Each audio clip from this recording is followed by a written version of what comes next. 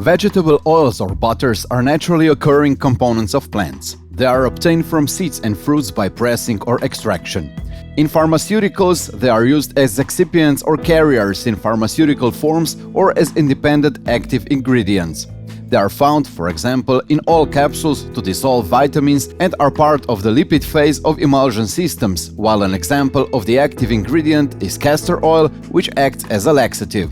Vegetable oils and butters have emollient properties, and those directly improve skin hydration, which is why they are also widely used in the cosmetics industry.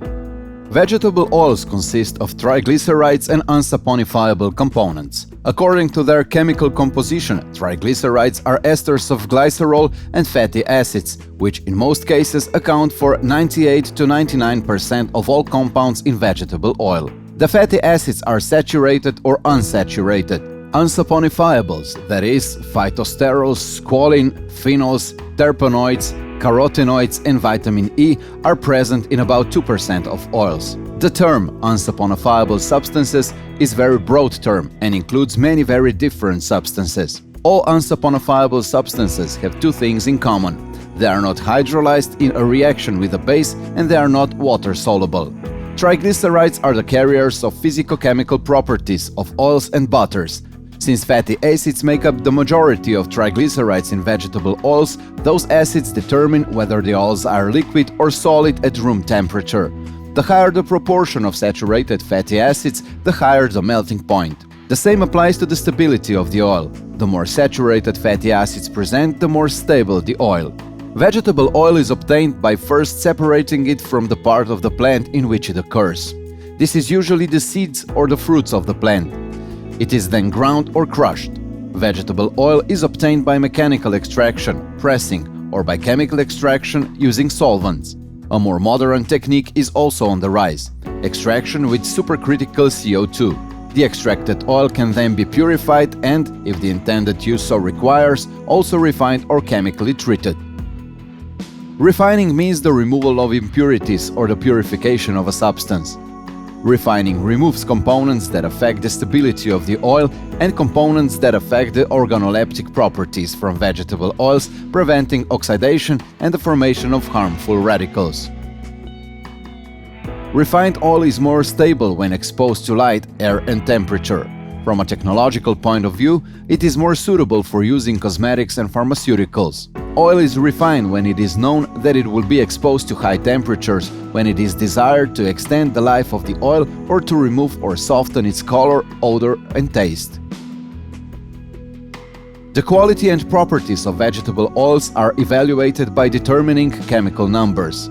These are saponification number or saponification number, peroxide number, iodine number, acid number, hydroxyl number and ester number. In this lab exercise, we will learn about the peroxide number. The peroxide number, IP, is a number determined via an exercise that tells us in milliequivalents of active oxygen the amount of peroxide in 1000 grams of the preparation or oil. It is an indicator of oxidative damage or brightness. The active site in oxidation is double bonds reacting with oxygen. The flammability of fats is shown in the early stage of oxidation by the formation of peroxides and hydroperoxides. There are two methods described in the pharmacopoeia to perform the test. We will perform our work according to method B. First, check the maximum allowable peroxide value in the oil's monograph. In the case of olive oil, the value is 20.0.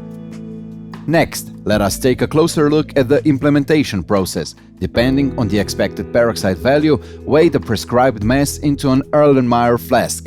In our case, we weigh the mass exactly between 1.2 and 2.0 grams. We weigh the olive oil.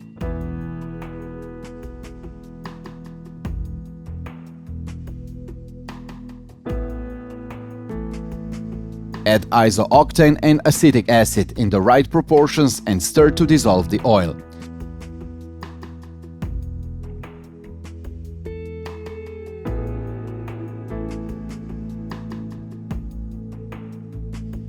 If you are processing butter, you can heat the mixture slightly to melt the butter. Add 0.5 milliliters of previously prepared saturated Ki, measure for 60 seconds and mix intensely. The color will change to a more intensive yellow or brown. After 1 minute, add 30 ml of demineralized water. The pharmacopoeia states that starch should be added in the middle of the titration. However, to obtain reproducible results, we recommend adding 8 to 10 drops of starch just before starting the titration. The solution turns brown. Titrate with prepared 0.1 mol natrium thiosulfate. The color change is not very obvious and depends on the initial color of the oil. During titration, the brown color of the mixture changes back to yellow and the solution separates into two phases. In the image, we see a comparison between the previously titrated sample and the sample during titration. The initial and final color shade depends on the initial color of the oil and the brightness of the oil. For the calculation, we use the formula in the pharmacopoeia monograph for the peroxide number. For V1 in milliliters, the volume obtained during titration is used. For V0, a blank repeat must be performed, which should not exceed 0.1 milliliter. It is not necessary to convert milliliters. For C, take the molar concentration of sodium thiosulfate, which is approximately 0.1. The exact concentration must be calculated. The mass of the oil is expressed in grams. The result is then compared with the prescribed result from the pharmacopoeia to determine whether the olive oil meets the requirements.